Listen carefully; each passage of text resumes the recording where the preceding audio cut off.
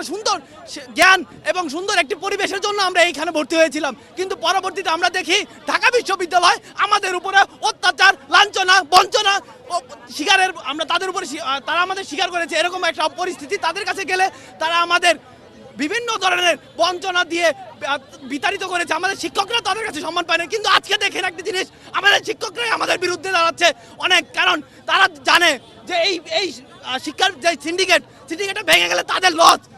তারা এই জন্য তারা কি করছে, তারা আমাদের বিপক্ষে গিয়ে অনেক কিছু করছে, কিন্তু আমরা তাদের স্পষ্টভাবে বলেছি সুন্দর পরিবেশ এবং শিক্ষার মান যদি উন্নয়ন হয় আমাদের দেশের জন্য ভালো, আমাদের দেশের পরিবেশ এবং সকল কিছুর জন্য ভালো হবে। তো এটার জন্য আমরা তার আজকের এক দফা এক দাবিতে এখানে চলে এসেছি। অধ্যাদেশ ছাড়া আমরা এখান থেকে যাব না।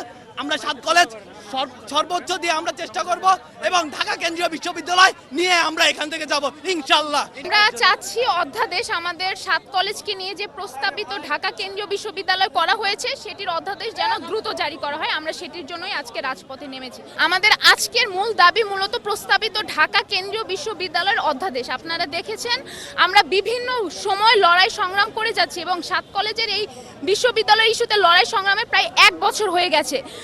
আমাদেরকে ইউজিসি থেকে বলা হয়েছিল যে সেপ্টেম্বরের ভিতরে অধ্যাদেশ জারি করা হবে। তারই প্রেক্ষিতে আমরা এতদিন আশা ছিলাম, কিন্তু আমরা দেখেছি যে বিভিন্ন মহল আমাদের এই অধ্যাদেশটিকে যেন কিভাবে রুখে দেওয়া যায় সেই ষড়যন্ত্রে লিপ্ত হচ্ছে। তাই আমরা খুবই আতঙ্কিত যে আমাদের বিশ্ববিদ্যালয় যেন কোনো কিছু তারা না করে। 7 কলেজের শিক্ষার্থীদের প্রাণের দাবি ঢাকা কেন্দ্রীয় বিশ্ববিদ্যালয়, আর রাষ্ট্র যেহেতু আমাদের সবগুলো দাবি মেনে নিয়েছে, এখন এই শেষ দাবিটি হলো অধ্যাদেশ। তাই আমরা চাই রাষ্ট্র যেন অতি দ্রুত অধ্যাদেশটি জারি করে।